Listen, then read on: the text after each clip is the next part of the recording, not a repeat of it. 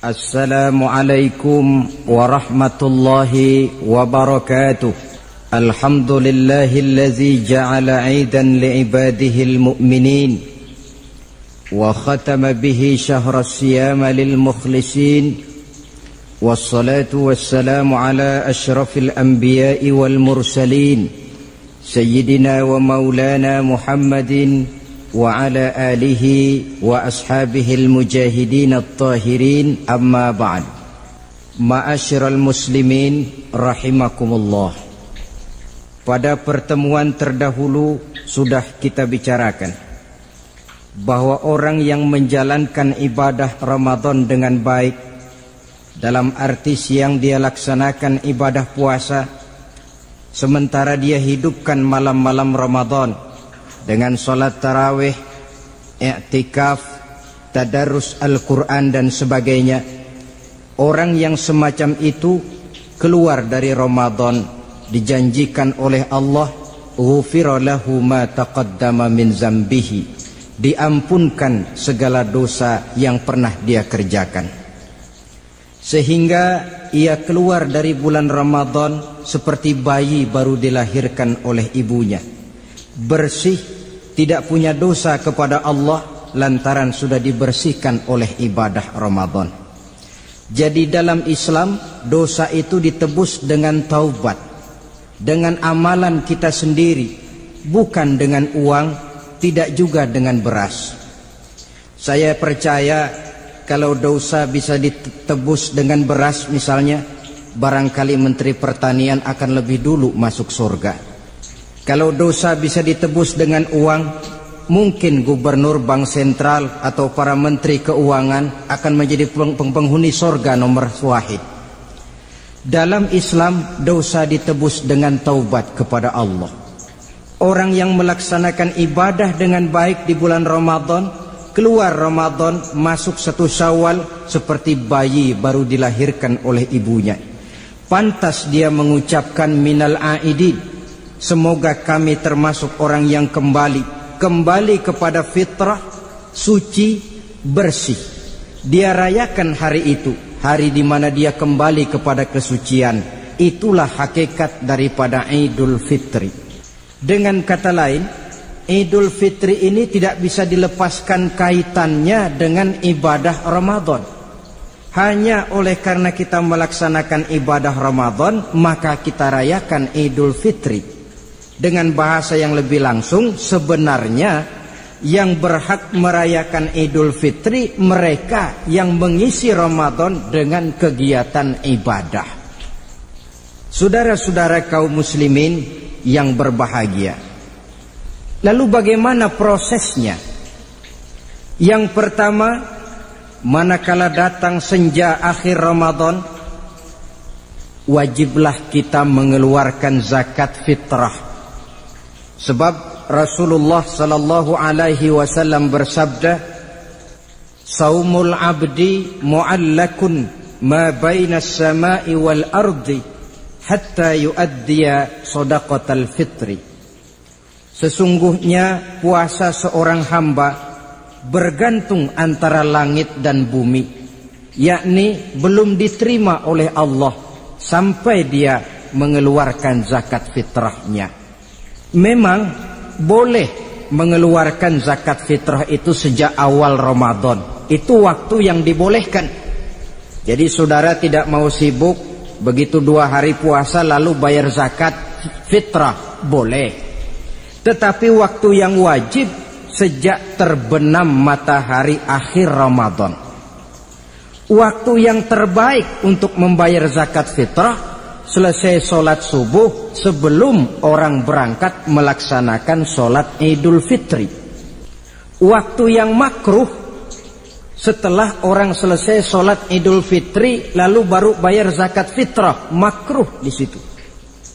Sedangkan waktu yang haram apabila matahari terbenam pada hari raya tanggal 1 Syawal baru mau bayar zakat fitrah, sudah haram hukumnya.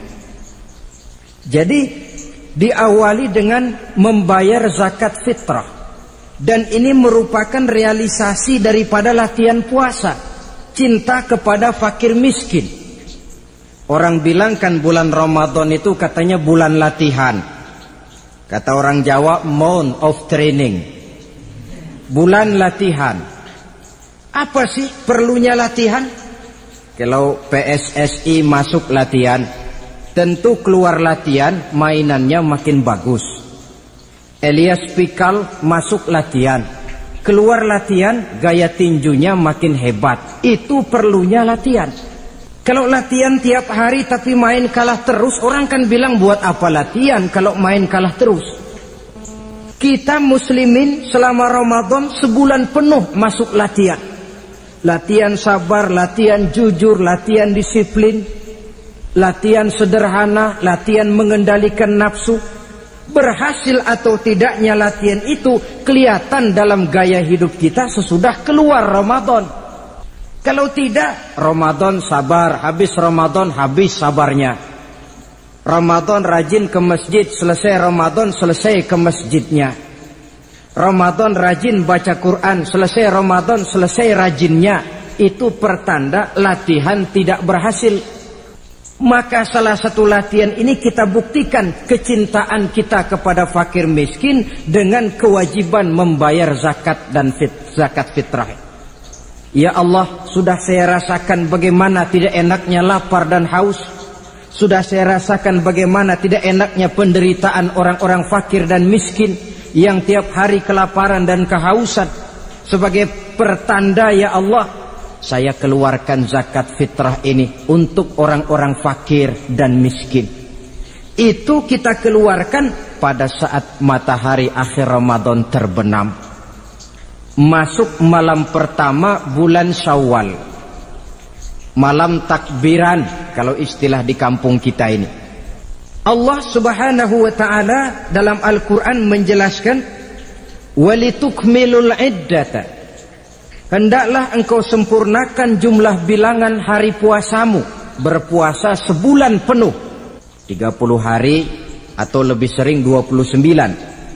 Bila sudah sempurna hari puasa itu, walitukabbirullah, hendaklah engkau agungkan Allah, hendaklah engkau bertakbir. Oleh karena itu disunahkan menghidupkan malam 1 Syawal, malam hari raya Idul Fitri itu dengan memperbanyak takbir. Sejak matahari terbenam selesai sholat maghrib, kita kumandangkanlah kalimat takbir itu dari rumah ke rumah, dari surau ke surau, dari masjid ke masjid, dari kampung ke kampung, pertanda rasa syukur kita yang tiada terhingga kehadirat Allah Subhanahu wa ta'ala, Tuhan yang Maha Esa dan Maha Kuasa. Entah kenapa, bila matahari akhir Ramadan terbenam, datang malam 1 Syawal, berubah perasaan kita. Sedih menjadi gembira, sukar menjadi mudah, hati yang tadinya digenangi air kebencian berubah menjadi hati yang penuh dengan cinta kasih kepada sesama. Kumandang takbir bagi orang-orang yang hidup tinggal di rantau, mengingatkan dia kepada kampung halamannya. Terkenang dia sungai tempat dia mandi, lapangan tempat dia bermain. Oi kampuang nan jauh di mato, katanya. Sehingga orang-orang yang tinggal di tanah rantau diusahakannya benar supaya bisa berlebaran pulang mudik, katanya. Nak berkumpul dengan sanak keluarganya supaya lebih mudah bersilaturahmi sambil mengenang masa-masa lalu di kampung halaman. Jadi setelah zakat fitrah kita tunaikan, sambutlah malam Idul Fitri itu dengan memperbanyak takbir. Ini disunahkan.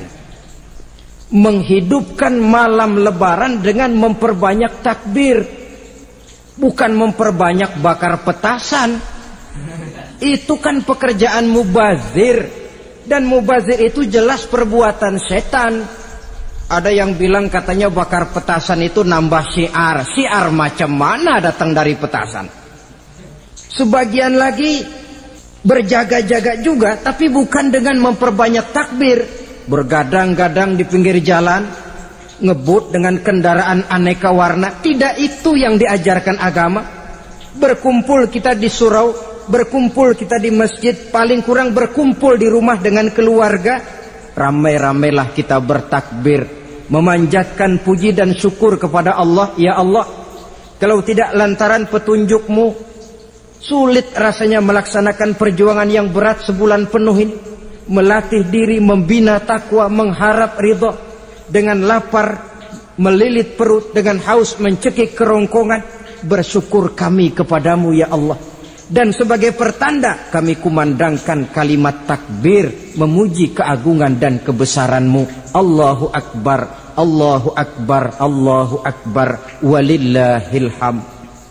Saudara-saudara kaum muslimin rahimakumullah. Di dalam satu hadis dari Ubadah bin Samit diriwayatkan oleh Imam Tabrani, bersabda Rasulullah sallallahu alaihi wasallam, "Man ahya lailatal fitri lam yamut qalbuhu yauma tamutul qulubi." Barang siapa yang menghidupkan malam Idul Fitri, maka hatinya itu tidak akan pernah mati pada saat hati-hati orang lain menjadi mati.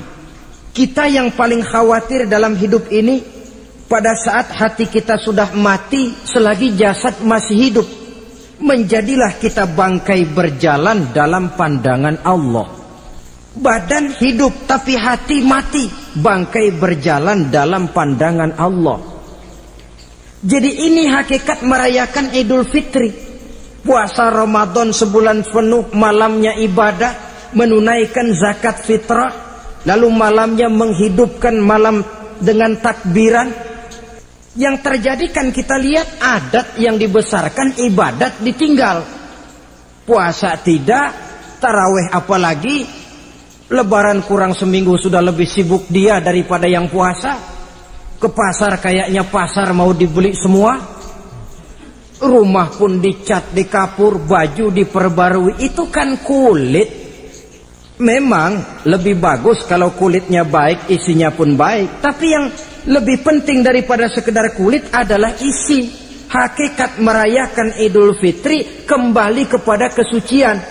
Kita bersih, tidak punya dosa kepada Allah. Itu kita rayakan.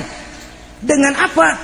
Nah, oleh seorang ulama, Al-Imam Zakiyuddin Abdul Azim bin Abdul Quwa Al-Munziri, diberikan contoh bagaimana Rasulullah sallallahu alaihi wasallam itu merayakan Idul Fitri. Beliau berkata, yuhibbu sallallahu alaihi wasallam ayyuqabilal 'ida bil bisri was surur. Rasulullah sallallahu alaihi wasallam cinta, senang menyambut Idul Fitri bil bisri was surur, dengan muka gembira dan dengan sikap sukacita. Jadi merayakan Idul Fitri bil bisri was surur, muka menunjukkan kegembiraan. Kenapa gembira? Sudah berhasil berjuang sebulan penuh. Bukan gembira lantaran di rumah banyak dodol, kue, pakaian serba baru, sepatu pun serba baru. Bukan itu yang kita gembira. Gembira lantaran telah berhasil berjuang mengalahkan nafsu, memenuhi perintah Allah, melaksanakan puasa. Gembira lantaran kita kembali suci seperti bayi baru dilahirkan oleh ibunya. Bil bisri, muka menunjukkan kegembiraan, cerah di malam itu sampai di hari lebarannya. Jadi walaupun barangkali oleh karena kesulitan ekonomi tidak terbeli itu baju yang baru, tidak terbeli itu sepatu yang baru, tidak terbeli itu makanan dan kue seperti tetangga, jangan sampai mengurangi kegembiraan kita. Tidak boleh menyambut lebaran itu dengan manyun. Tahu manyun? Mukanya sudah macam asam sama kukusan. Tidak ada menunjukkan sikap kegembiraan. Nabi menghadapi hari itu bil bisri was surur, dengan muka cerah dan dengan sikap gembira. Tapi gembira dalam arti tetap pada jalur kontrol. Lalu apa lagi? Wattaubatu lillahi ta'ala, dengan tetap melaksanakan taubat kepada Allah. Wan nadam 'alal khataya, menyesal terhadap segala kesalahan yang pernah dikerjakan. Itu yang dilakukan baginda Nabi di hari raya. Wa masalihatil khusum, memperbaiki orang-orang yang bermusuhan. wal akhzi binasiril mazlum, menolong orang-orang yang teraniaya, wasillatil arham, melaksanakan silaturahmi, wal ihsan ilal fuqara, berbuat kebaikan kepada kaum fakir miskin, wa ziyaratil aqarib, menziarahi, mengunjungi kaum kerabat. Itu hakikat di dalam melaksanakan Idul Fitri. Jadi jangan terbalik, sudah merasa baju baru, ini kan lebaran, merdeka. Kalau kemarin Ramadan kita dikekang, tidak boleh begini, tidak boleh begitu, sekarang sudah keluar Ramadan, merdeka. Lalu dirayakannya Idul Fitri dengan bermabuk-mabukan, dengan judi, dengan perbuatan zina. Itu sama saja dengan baju baru habis dicuci sudah diceburin lagi ke dalam comberan. Ini kan ibarat baju masuk Ramadan dicuci sebersih-bersihnya, keluar Ramadan masuk Lebaran, tetaplah berusaha menjaga kebersihan itu.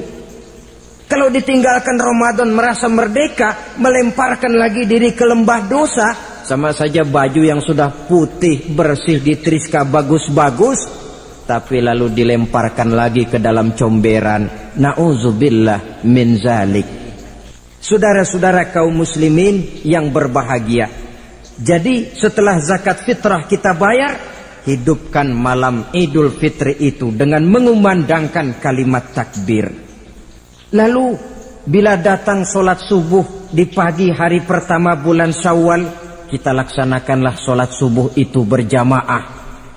Jangan sampai terbalik, saking kepengennya sholat Idul Fitri, subuhnya enggak. Ini kan sama saja kata orang nyari jarum kapak hilang. Tak membela yang sunnah, yang wajib disia-siakan. Sholat Idul Fitri itu sunnah saja hukumnya, sholat subuh wajib. Masakan yang wajib kita tinggalkan, lalu yang sunnah kita kejar-kejar? Terbalik tentunya. Lalu manakala usai kita sholat subuh masih mengumandangkan takbir, bersiap-siaplah kita untuk berangkat menunaikan sholat Idul Fitri 2 rakaat, lalu diiringi dengan khutbah hari raya Idul Fitri, 2 khutbah seperti khutbah Jumat itu, khutbah pertama dan khutbah kedua. Kalau selesai melaksanakan sholat Idul Fitri, maka kembalilah kita ke rumah dengan suasana gembira. Untuk apa? Untuk berhalal bihalal. Istilahnya untuk berlebaran, saling meminta maaf. Kenapa? Dengan ibadah Ramadan, dosa kita kepada Allah insya Allah bersih. Tapi kan kita tidak cuma berbuat dosa kepada Allah, kita juga berbuat salah kepada sesama manusia. Dosa kepada Allah, taubat langsung kepadanya, sonder pakai calo. Tidak bisa saudara bikin dosa kepada Allah, datang ke rumah saya, Pak inilah saya kasih uang, tolong mintakan taubat saya kepada Allah. Ya tidak bisa. Dosa kepada Allah langsung bertaubat kepadanya. Tapi dosa kepada sesama manusia, Allah belum akan memberikan ampun kalau kita belum minta maaf kepada yang bersangkutan. Ini sulitnya. Kalau saudara dosa meninggalkan sholat, tobat kepada Allah. Tapi kalau dosa kepada sesama manusia, saudara mencuri sendal orang, cara taubatnya bagaimana? Pertama menyesal, kenapa mencuri? Yang kedua berjanji tidak akan mencuri lagi. Yang ketiga meninggalkan perbuatan mencuri. Dan yang keempat, sendal orang pulangin. Tidak bisa saudara mencuri sendal, Tuhan taubat, nggak lagi-lagi nyolong sendal, tapi sendal orang dibekap terus, nggak dipulang-pulangin, ya tidak termasuk taubat itu. Itulah sebabnya selesai sholat Idul Fitri, kita pun meminta maaf. Nah, siapa yang harus lebih utama kita mintakan maaf? Satu riwayat menjelaskan bahwa selesai sholat Idul Fitri, para sahabat mendengar Rasul mengucapkan amin sampai 3 kali. Amin, amin, amin. Heran para sahabat, ini Rasulullah tidak ada angin, tidak ada hujan, kenapa amin sampai 3 kali? Mereka pun bertanya, ya Rasul, tadi amin sampai 3 kali kenapa? Kalian tidak tahu? Tidak tahu ya Rasul. Begini, tadi itu selesai sholat, turun malaikat Jibril kepada saya. Beliau berkata, "Ya Muhammad, saya hendak berdoa kepada Allah. Maukah kau mengaminkan?" "Silahkan Jibril, berdoalah, saya akan mengaminkan."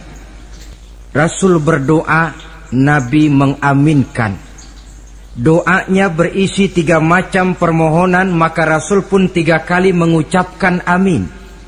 Logikanya, kalau sudah malaikat Jibril yang berdoa, lalu Rasul yang mengaminkan, apa iya doanya itu meleset? Apa isi doa malaikat Jibril? Yang pertama doa beliau, "Ya Allah, hari ini 1 Syawal ketika itu, saya mohon kepadamu, janganlah engkau terima puasa dan ibadahnya anak yang durhaka kepada kedua orang tuanya." Rasul di belakang, amin. Anak yang durhaka kepada ibu bapaknya. Ya, Ramadan dia puasa di siang hari, malam dia taraweh, dia tadarus Al-Quran. Kalau sudah durhaka kepada ibu bapaknya, ibadahnya didoakan oleh malaikat Jibril, diaminkan oleh Rasul agar tidak diterima oleh Allah Subhanahu wa ta'ala. Sebab itu manakala usai sholat Idul Fitri, pulang kita ke rumah, bersimpuhlah kepada ibu bapak, meminta maafnya, meminta ridhonya. Ibu kita yang telah mengandungkan kita, melahirkan kita antara pilihan hidup dan mati. Bapak yang pergi pagi pulang sore, peras keringat banting tulang untuk mendidik dan membesarkan kita. Demi setelah kita yang anak ini jadi orang, kadang-kadang lupa kacang akan kulitnya. Bagaimanapun tinggi status sosial seorang anak, bagaimanapun banyak gelar disandangnya, bagaimanapun kayanya dia, kalau sudah durhaka kepada kedua orang tuanya, alamat hidup tidak akan memperoleh keberkahan. Doa malaikat Jibril yang kedua, "Ya Allah, hari ini saya mohon kepadamu, jangan engkau terima puasa dan ibadahnya suami istri yang tidak saling memaafkan." Sebab itu seorang suami, seorang istri, selesai turun sholat Idul Fitri, hendaklah berlapang dada si suami memaafkan istrinya, meridhokannya. Si istri pun bersimpuh meminta maaf dan ridho suaminya. Istri yang durhaka kepada suaminya. Sebab itu tidak heran kalau Rasul dalam satu hadis pernah menjelaskan, "Ayyumam ra'atin matat wa zawjuha anha radin illa dakhalatil jannah." Kalau ada seorang perempuan meninggal dunia, suaminya ridho kepadanya, itu perempuan akan masuk surga. Ini artinya, kalau seorang perempuan meninggal, suaminya tidak ridho kepadanya, biar dia tukang sholat, biar dia ahli puasa, biar dia hadir di majelis taklim manapun, meninggal tidak diridhoi suaminya, pintu surga belum dibukakan sampai suaminya ridho kepadanya. Riwayat lain menjelaskan bahwa sepulang Isra dan Mi'raj, Rasul bercerita kepada para sahabat, "Saya dalam perjalanan Mi'raj itu diperlihatkan neraka." "Neraka ya Rasul?" "Iya." "Lalu bagaimana?" "Saya lihat isinya kok kebanyakan perempuan." "Perempuan?" "Heeh." "Laki bagaimana ya Rasul?" "Laki juga tidak sedikit." "Kenapa lebih banyak perempuan ya Rasul? Apa mereka tidak sholat?" "Sholat." "Tidak puasa barangkali?" "Mereka rajin puasa." "Tidak suka mengaji barangkali?" "Mungkin lebih rajin dia dari suaminya." "Lalu apa penyakitnya ya Rasul?" Beliau menjawab, "Hunna yakfurnal asir." Penyakit perempuan itu dimanapun, tidak pandai bersyukur, kurang rasa terima kasih kepada suaminya. Suaminya yang bertahun-tahun pergi pagi pulang sore, peras keringat banting tulang untuk menghidupi keluarga, sekali saja terselip berbuat salah, hilang jasanya yang bertahun-tahun itu. Cuma salahnya saja yang diingat.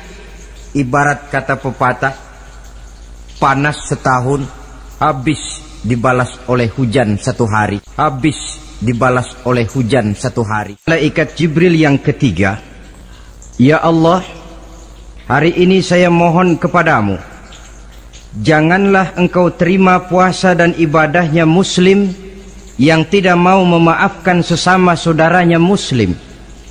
Tugas kita adalah meminta maaf, tetapi memberi maaf lebih mulia, karena memang memberi maaf lebih sulit daripada meminta maaf. Oleh sebab itu momen hari raya Idul Fitri intinya adalah halal bihalal.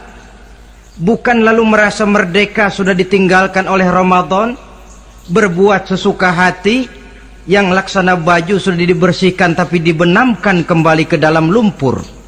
Yang kita inginkan agar bersih hubungan kita dengan Allah dan baik juga hubungan kita kepada sesama manusia. Hadis yang kedua, pada suatu hari ketika kumpul dengan para sahabat, Rasul bertanya, "Atadruna manil muflis?" Saudara-saudara, tahu nggak siapa orang bangkrut, orang sial, orang yang tidak beruntung itu siapa? Pertanyaan yang menarik. Jawaban sahabat macam-macam. Ada yang bilang, al-muflisu fina man la dirham lahu wala mata'. Ya Rasul, menurut pendapat kami, orang yang bangkrut, orang yang sial, yang tidak punya duit dan tidak punya harta. Itu jawab sahabat, dan begitu jawab banyak orang sekarang. Siapa yang banyak uang, raja dia, yang tidak punya uang bangkrut dia. Sampai-sampai pepatah orang Arab bilang, innad darahima fil amakini kulliha taksur rijala mahabatan wa jalala. Uang itu di mana-mana katanya bikin hebat orang yang memilikinya. Coba lihat orang yang tidak punya uang dengan yang punya uang, jangan gaya hidupnya, gaya jalannya saja lain. Coba orang kerja itu hari Kamis sama hari Sabtu lain jalannya. Hari Kamis loyo, lesu, manyun. Tapi kalau sudah hari Sabtu gagah bukan main. Kenapa? Ada uang di kantongnya. Wahia lisanun liman arada fasahatan. Uang adalah lidah yang paling fasih untuk bicara. Bicara lidah macet, coba uang yang bicara talk chair. Wahia silahun liman arada qitalan. Uang juga senjata paling ampuh bagi orang yang mau maju ke medan perang. Tapi apa benar begitu? Rasul menjawab, innal muflisa min ummati. Orang yang bangkrut dari golongan umatku, umatku bukan orang lain. Bukan mereka yang tidak punya uang, kata Rasul. Bukan mereka yang tidak banyak hartanya. Orang yang bangkrut dari golongan umatku, may ya'ti yaumal qiyamah bisolatin wa siyamin wa zakatin. Orang yang di hari kiamat nanti datang menghadap Allah dengan membawa pahala solat. Sebab waktu di dunia dia tukang solat. Menghadap Allah dia setor, ya Allah ini pahala solat saya. Solat wajibnya, solat sunnah rawatib nawafilnya. Wasiyamin, pahala puasa juga dia bawa setor kepada Allah. Baik puasa wajib Ramadan, puasa sunnah Senin Kemis, puasa sunnah 6 hari di bulan Syawal. Wa zakatin, pahala zakatnya juga dia bawa menghadap Allah di satu pihak. Cuma sayang, kata Allah, wa ya'ti qad syatama haza. Dia juga datang membawa dosa karena pernah mencaci maki orang. Wa qazafa haza, pernah memfitnah orang. Wa akala mala haza, pernah memakan harta orang dengan cara yang batil. Wa syafaka dama haza, mengalirkan darah orang tanpa alasan yang benar. Di satu pihak datang membawa pahala ibadah, di lain pihak datang menyandang dosa kepada manusia. Kalau ini yang terjadi, bagaimana nasib kita? Kata baginda Rasul, maka diambillah dosa orang yang pernah kita fitnah. Untuk apa? Diberikan kita. Sudah enak-enak, ya Allah ini pahala solat saya. Tahu-tahu datang orang, sebentar ya Allah. Orang ini waktu di dunia memang ahli solat. Tapi saya tanpa salah pernah difitnah. Sakit hati saya, hancur nama baik saya lantaran ulahnya. Saya menuntut keadilan. Benar orang ini pernah kau fitnah? Benar ya Allah. Kalau begitu pahala solatmu sini, kasihin orang yang kau fitnah. Habis pahala solat, datang lagi orang menagih, ya Allah, dia memang waktu di dunia ahli bayar zakat, tapi juga dia sering makan harta orang dengan cara yang batil. Benar? Benar ya Allah. Sini, pahala zakatmu berikan kepada orang yang hartanya kau makan dengan cara yang batil. Fa in faniyat hasanatuhu qabla ayyuqda ma alaihi. Kalau pahala kebaikannya sudah habis untuk nutup hutang dosa, sementara tagihan datang terus, ukhiza min khotoyahum, maka diambillah dosa orang-orang yang pernah kita fitnah, kita caci maki, kita zolimi, untuk diberikan kepada kita. Apa enggak bangkrut ini? Sudah pahala dipretelin, dosa dikasih lagi. Ibarat orang dagang, modal habis, tagihan utang datang terus. Apa pasalnya ini? Dia cuma baik kepada Allah, solatnya betul, puasanya bagus, zakat dia bayar. Tapi kepada sesama manusia, dia tukang fitnah, tukang mencaci maki, ahli makan harta orang dengan cara yang batil. Bangkrut nasibnya di akhirat nanti. Maka keliru kalau momen Idul Fitri itu dimanfaatkan untuk sesuatu yang merusak arti kesucian, merusak arti fitrah. Mari kita dengarkan hadis dari Wahab bin Munabbah. Inna iblis alaihi la'nah yasihu fi kulli yaumi idin. Iblis tiap hari raya Idul Fitri teriak-teriak. Akibat teriakannya, laskarnya, bala tentaranya kumpul. Ya Sayyidana, man aghdabuka. Wahai junjungan kami, kata bala tentara iblis ini, kenapa teriak-teriak macam itu? Apa yang bikin Tuhan begitu jengkel? Kasih tahu saja sama kami, biar kami hancurkan siapa yang telah menyakitkan hati Tuhan. Kata iblis, tidak ada yang nyakitin hati saya. Cuma kamu perlu tahu, kata iblis, innallaha qad ghafara li hazihil ummah fi hadzal yaum. Hari ini, hari Idul Fitri, Allah telah mengampunkan dosa umat yang berpuasa. Itu yang nyakitin hati saya. Setengah mati saya menggoda mereka, supaya mereka mabuk, supaya mereka zina, supaya mereka judi, supaya mereka merusak. Mereka puasa di bulan Ramadan, hari ini Allah ampunkan dosa mereka. Apa enggak sakit hati saya? Lalu apa tugas kami Tuhan? Kata tentara iblis ini, fa'alaikum an tusghiluhum bil lazat wa syahawat wa syurbil khamr. Kata iblis, kasih komando dia, begini saja, kau rusak mereka, umat Islam yang dosanya hari ini diampuni, kau rusak mereka bil lazat, dengan segala macam kelezatan, wa syahawat, dengan memperturutkan hawa nafsu, wa syurbil khamr, dengan meminum minuman yang memabukkan di hari raya Idul Fitri ini. Jadi kalau mereka datang bermaaf-maafan, Allah sudah mengampuni dosa mereka, tolong kau rusak suasana itu. Tanamkan kepada mereka supaya menikmati hari ini dengan segala macam kelezatan, memperturutkan hawa nafsunya, meminum minuman keras, hanyut di meja judi, sehingga melupakan arti hakikat Idul Fitri yang sebenarnya. Di akhir riwayat ini Nabi pesan, oleh karena itu kata Nabi, ijtahidu yaumal fitri fis sadaqah wa a'malil khair wal birri minas salah waz zakah wat tasbih wat tahlil. Oleh sebab itu kata Nabi, hati-hatilah kamu, sungguh-sungguhlah kamu pada hari Idul Fitri ini melaksanakan segala macam kebajikan seperti sedekah, perbuatan baik, salat, zakat, mengucapkan tasbih, tahlil, karena hari ini Allah telah mengampunkan dosa kamu. Jadi jangan dinodai hari yang bersih itu dengan perbuatan-perbuatan yang tercela. Inilah kelirunya kalau adat lebih dibesarkan daripada ibadat. Kalau menyambut Idul Fitri itu yang lebih diutamakan baju barunya, pakaian serba barunya, rumah serba bersihnya, lalu fasilitas serba adanya, lupa kepada intinya, manusia akan mudah terjerumus menodai hari yang suci dengan perbuatan yang kotor.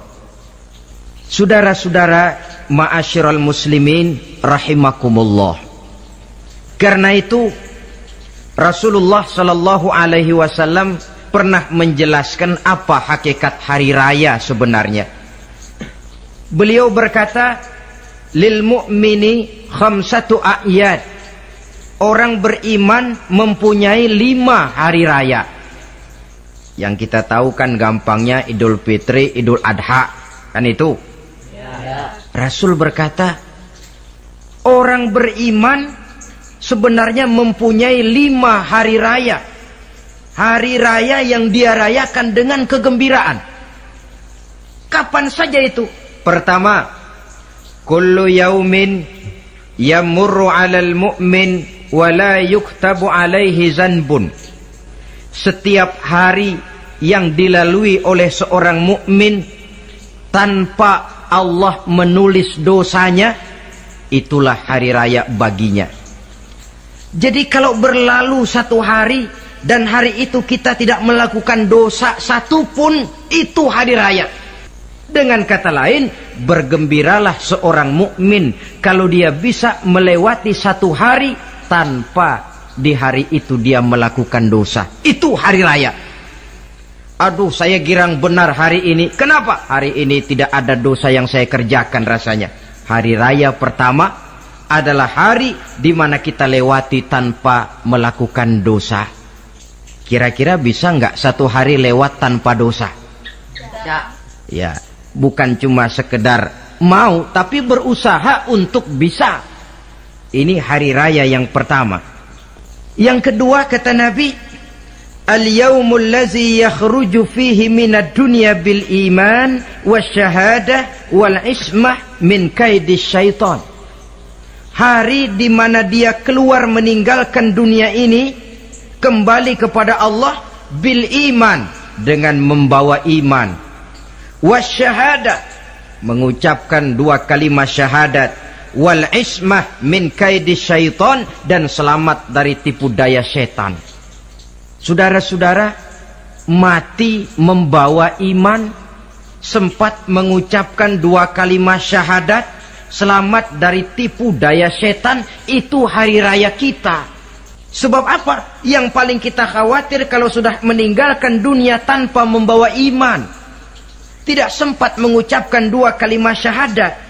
Nah, supaya kita mati bisa mengucapkan 2 kalimat syahadat, caranya bagaimana?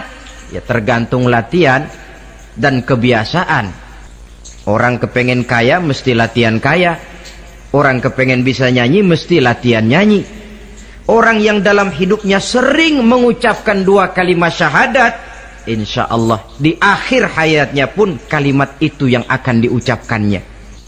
Makanya kalau Allah pesan, la tamutunna illa wa antum muslimun, jangan kamu mati kecuali dalam Islam. Bagaimana supaya kita mati dalam Islam? Hidup ini pun biasakan dalam Islam. Hanya mereka yang membiasakan hidup secara Islam, insya Allah bisa mati dalam lingkungan Islam. Ini hari raya yang kedua. Yang ketiga, al-yaumul ladzi yujawizu fihi sirat wa ya'manu min ahwalil qiyamah. Hari di mana dia lewat di atas sirat dan aman dari huru-hara hari kiamat. Lewat di atas sirat dengan selamat, itu hari raya yang membawa kegembiraan.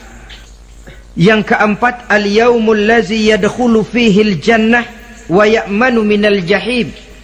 Hari di mana dia masuk ke dalam surga dan aman dari siksaan neraka. Hari raya terakhir, al-yaumul ladzi yanzuru fihi ila rabbih. Hari di mana dia bertemu dengan Allah Tuhannya. Itu hari raya terbesar. Masuk surga itu enak, tapi bertemu Allah jauh lebih enak. Sama saja kita masuk istana negara itu nikmat, tapi bertemu presiden jauh lebih nikmat. Mungkin begitu masuk istana negara kita heran, kagum melihat lukisan, melihat dekorasi, tapi begitu bertemu dengan kepala negara, lupa kita dengan indahnya bangunan istana negara. Mungkin ketika masuk surga kita kagum, begitu luar biasa kenikmatannya. Ketika bertemu dengan Allah, hilang kenikmatan surga, tertutup oleh nikmatnya bertemu Allah. Ma'asyiral muslimin rahimakumullah. Nah, lalu ada satu tradisi di negara kita ini yang disebut acara halal bihalal. Di Arab ini tidak ada. Dan memang halal bihalal itu bahasa Arab yang di Arab sendiri tidak terpakai. Halalun bihalalin artinya saling halal menghalalkan. Maksudnya saling maaf memaafkan. Kemarin saudara tanpa salah saya pukul, haram. Kesempatan ini tolong dihalalkan, artinya tolong dimaafkan. Karena kita bertemu seorang-seorang sulit, datang dari rumah ke rumah pun memakan waktu. Biasanya pun orang mengadakan acara kumpul, entah itu organisasi, entah itu kantor, entah itu keluarga besar, kumpul dalam satu acara yang lazimnya mereka sebut dengan halal bihalal. Rangkaiannya tidak terpisahkan dari puasa Ramadan, Idul Fitri, dan halal bihalal. Artinya, karena kita melaksanakan puasa di bulan Ramadan, maka kita rayakan Idul Fitri. Di dalam merayakan Idul Fitri, kita laksanakan acara halal bihalal. Tidak terpisahkan. Tapi rupanya halal bihalal ini sudah jadi milik nasional. Ya, kita ikut bersyukur menjadi milik nasional. Tetapi yang paling merasakan nikmatnya tentu mereka yang mengikuti prosesnya sejak semula. Pelaksanaan ibadah puasa, melaksanakan zakat fitrah, menunaikan sholat Idul Fitri, sampai kepada berhalal bihalal. Kemudian satu hadis lagi, Rasulullah sallallahu alaihi wasallam bersabda, "Isnani la yanzurullahu ilaihi ma yaumal qiyamah." Ada dua golongan manusia yang di hari akhirat nanti tidak akan dipandang oleh Allah, tidak akan diopeni oleh Allah. Siapa mereka? Pertama qati'ur rahim, yang kedua jarus su'i, orang yang memutuskan silaturahmi, dan tetangga yang jahat dengan tetangganya. Sebagai uraian penutup, saya ingin mengajak kita semua untuk merenungi firman Allah dalam surah Al-A'la ayat 14 sampai dengan ayat 17. Qad aflaha man tazakka wa dzakara isma rabbih fasalla bal tu'thiruna al-hayata ad-dunya wal akhiratu khairu wa abqa. Qad aflaha man tazakka, sungguh telah beruntunglah orang-orang yang membersihkan dirinya. Ada yang mentafsirkan sungguh beruntung orang-orang yang telah menunaikan zakatnya. Sebab apa? Diri, jiwa, ini kan bukan milik kita, milik Allah. Kita ini cuma hak pakai. Seperti saudara, saudara ini baju saya, saudara punya hak pakai. Kalau waktu saya ambil baju itu kotor, tentu marah saya sebagai pemiliknya. Tetapi ketika saya ambil baju itu memang bersih, terpelihara dengan baik, senang hati saya. Qad aflaha man tazakka, sungguh telah beruntung orang-orang yang membersihkan jiwanya. Dia puasa di bulan Ramadan, malamnya dia tarawih, zakat fitrah pun dia bayar. Wa dzakara isma rabbih, lalu dia menyebut nama Tuhannya dengan mengumandangkan takbir, bersahut-sahutan di malam hari raya Idul Fitri itu. Fasalla, lalu dia laksanakan solat Idul Fitri. Lalu apa? Bal tu'thirunal hayatad dunya, tapi mengapa kamu lebih memilih gemerlapnya dunia, melupakan inti, melupakan isi dengan mengambil kulit, merayakan Idul Fitri dengan lupa diri, lupa daratan, bermabuk-mabukan, tenggelam di meja judi, hanyut di lembah zina. Bal tu'sirunal hayatad dunya, kau utamakan megahnya dunia, kau kejar gemerlapnya dunia, kau lupa hakikat Idul Fitri itu. Wal akhiratu khairun wa abqa, padahal akhirat itu lebih baik dan lebih kekal bagi kamu. Dunia yang segala kemampuan yang ada kita kerahkan untuk mengejarnya merupakan kenikmatan yang kalau ketimbang kenikmatan akhirat, berapalah lamanya. Umur orang sekarang paling panjang 80 tahun. Jarang yang sampai 100. Jadi kalau Nabi mengatakan ad-dunya sijnul mu'min wa jannatul kafir, dunia adalah penjara bagi orang mukmin dan surga bagi orang kafir, itu betul. Yang salah kadang-kadang hadis ini digunakan sebagai senjata untuk menghantam orang Islam menjadi lemah. Dunia penjara bagi orang mukmin. Apanya yang dipenjara? Nafsunya. Dalam kehidupan di dunia ini, seorang mukmin tidak bebas memperturutkan hawa nafsunya, dipenjara nafsunya. Wa jannatul kafir, tapi dunia ini surga bagi orang kafir. Tidak lagi merupakan penjara, dia bebas memperturutkan hawa nafsunya. Dilarang tidak terlarang, dicegah pun tidak tercegah. Kalau habislah dunia, habislah sudah surganya sampai di situ. Bila datang ajal, selesailah sudah kesenangannya sampai di situ. Saudara-saudara, ma'asyiral muslimin rahimakumullah. Oleh karena itu, janganlah di dalam merayakan Idul Fitri ini kita mengutamakan kulit dengan melepaskan isinya. Hari raya fitrah, hari raya kesucian yang seharusnya dirayakan dalam suasana kesucian, jangan dinodai dengan perbuatan-perbuatan kotor yang akan mengundang dosa di dalam kehidupan kita. Sehingga 1 bulan latihan di dalam Ramadan ini mewarnai kehidupan kita 11 bulan berikutnya. Tanda bahwa latihan berhasil. Keluar Ramadan, gaya hidup kita makin baik. Ada kesinambungan. Jangan cuma Ramadan bisa sabar, selesai Ramadan selesai sabarnya. Ramadan rajin ke masjid, selesai Ramadan selesai rajinnya. Ramadan cinta kepada yatim piatu dan fakir miskin, selesai Ramadan malah kejam kepada yatim dan orang-orang miskin. Latihan tidak akan membawa hasil seperti yang diharapkan. Puncaknya, tercapailah tujuan daripada pelaksanaan ibadah puasa, la'allakum tattaqun, agar dengan pelaksanaan ibadah puasa kamu menjadi manusia yang bertakwa kepada Allah. Bukankah di sini harga dan nilai daripada manusia? Jadi puasa dengan kemampuan mengendalikan diri, dengan kesederhanaan, dengan disiplin, dengan cinta kepada fakir miskin, seluruhnya bertujuan membentuk manusia yang bertakwa. Dan saya yakin bukan suatu kebetulan kalau di dalam GBHN, garis besar haluan negara kita, dirumuskan bahwa tujuan pendidikan di Indonesia membentuk manusia yang bertakwa kepada Tuhan yang Maha Esa. Saya yakin itu bukan kebetulan. Saya percaya itu bukan hasil lamunan karena yang duduk di DPR, MPR orang bonafid semua. Tujuan pendidikan apapun nama pendidikan itu harus mengarahkan, membawa manusia Indonesia menjadi orang yang bertakwa kepada Tuhan.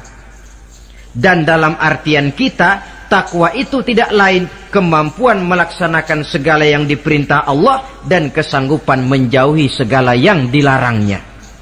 Ma'asyiral muslimin rahimakumullah. Karena itu saya ingat benar, orang-orang tua kita itu betul. Kalau dia berlebaran, dia bawa anaknya yang kecil-kecil itu ke rumah keluarga, sanak familinya, diperkenalkan. Ini bibimu, yang itu pamanmu, sebelah sana tuh kakekmu. Apa yang kita ingat di waktu kecil akan tertanam sampai kita besar. Istilahnya tidak kehilangan obor. Tahu keluarga, kenal sanak famili. Yang terjadi zaman sekarang, kadang-kadang ipar dengan ipar berkelahi, keponakan dengan keponakan bermain hantam. Kenapa? Hilang obor, tidak ada yang memberikan penyuluhan bahwa dia masih keluargamu. Apa latar belakangnya? Kurangnya silaturahmi. Apalagi remaja sekarang kalau diajak pergi berlebaran kuno keragunan saja ngelihat uak. Ya tidak ada salahnya toh rekreasi, persilakan. Ke Ragunan kah, ke Taman Mini kah, ke Taman Impian Jaya Ancol kah. Tetapi silaturahmi ini utamakan. Kunjungi keluarga, kunjungi sanak famili, handai tolan. Sebab apabila silaturahmi ini sudah retak, pada akhirnya kita kehilangan obor. Manakala sudah kehilangan obor, boleh jadi kita tidak akan saling mengenal satu dengan lainnya. Bukankah adat hidup katanya tolong menolong? Bila kita merupakan satu keluarga besar, mungkin ada kelemahan di bidang pendidikan, yang lain maju di bidang ekonomi, saling membantu sehingga terwujud di mana yang satu menunjang kemajuan bagi yang lainnya. Saudara-saudara, inilah pembicaraan kita pada pertemuan kita kali ini. Dengan harapan tentunya mudah-mudahan kita benar-benar masuk dalam kelompok minal aidina wal faizin wa kullu amin wa antum bi khair. Termasuk orang yang kembali suci kepada fitrah, beruntung, dan amalan ibadah kita diterima oleh Allah Subhanahu wa taala. Sekian dan demikian, terima kasih atas segala perhatian, mohon maaf atas segala kekurangan. Usikum wa nafsi bitaqwallah. Wassalamualaikum warahmatullahi wabarakatuh.